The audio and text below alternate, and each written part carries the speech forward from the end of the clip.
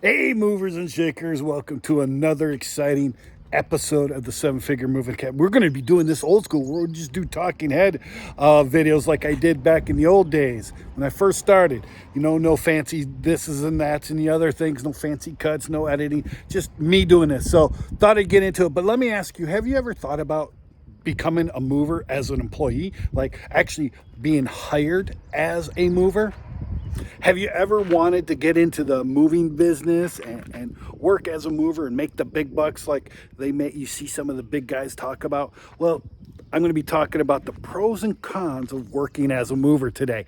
And it's quite interesting. So let's get into it. Let's get into the pros. The pros of the thing is, one, you've got a flexible schedule. You can work on the weekends. You don't have to work on the weekends. You can work in the evenings or in the mornings. Some schedules don't. Some moves don't start until later in the morning, so you can sleep in. So you got that flexible schedule. Two, you can make some big bucks. I mean, big to high dollars. And some moving laborers make $200 to $300 per day just to load a truck or unload a truck. So if you get in with a good moving labor company and become one of the list guys, you can actually make $200 to $300 a day. Now you're gonna have to travel, and we'll get into that. Now, third thing is that you're not always in the same area constantly. You're always got some new facility, and that's your third advantage of a third pro. You're always in a new place. Not every move has its own story, so you're constantly moving around, right? It's two, you get to meet some good people, and you get to, because of good people, sometimes these people they like to give away their stuff, and when you talk to them and you have good camaraderie and good rapport, they'll give you furniture. I literally furnished my entire home because of furniture that people gave to me: beds, dressers, couches, recliners, etc. It was good. Now we're going to be walking because my dog just walked outside, so just follow me here. Now let's get into the cons. The cons of it, if you don't have good customer service skills, you're not good talking with customers, and you're a little bit surly and ornery, well, this is not going to probably be a great job for you, because you're going to have to deal with people, and you're dealing with people who are in one of the most stressful things of their entire lives. So they're going to say things, they're going to do things that they're going to probably piss you off. So if you can't handle that, and you can't handle that stress, one, stop being a whiny baby and actually grow up and have your balls drop. But two, this is not the job for you. Two, because of the variable schedule, sometimes you can't, you're going to have to work holidays. You're going to have to work weekends.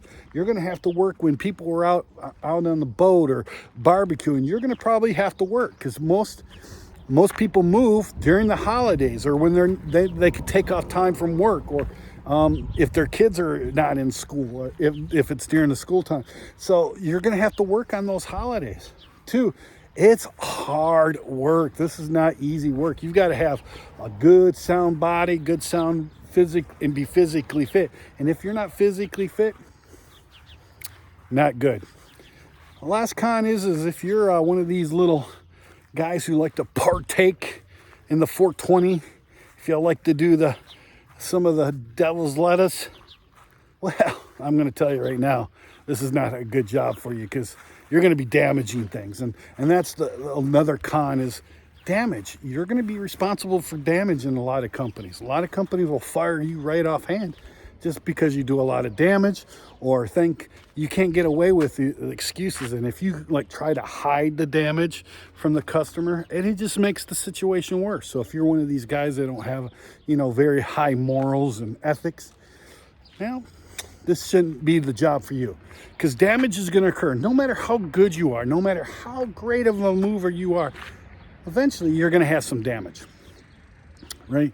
So there you go. Some pros and cons of working as a mover. You get the pros and cons of moving jobs and moving jobs. And it's just a good thing. It's a good business to be in. But if you work hard, have great customer skills, You know, you really care about the customer, care about the belongings, have a good work ethic, actually show up on time, you can make some big money. I know guys who are just, all they do is labor. That's all they do. Just load truck, unload it, pick something up, put it back down, and they make 6 figures a year just doing that.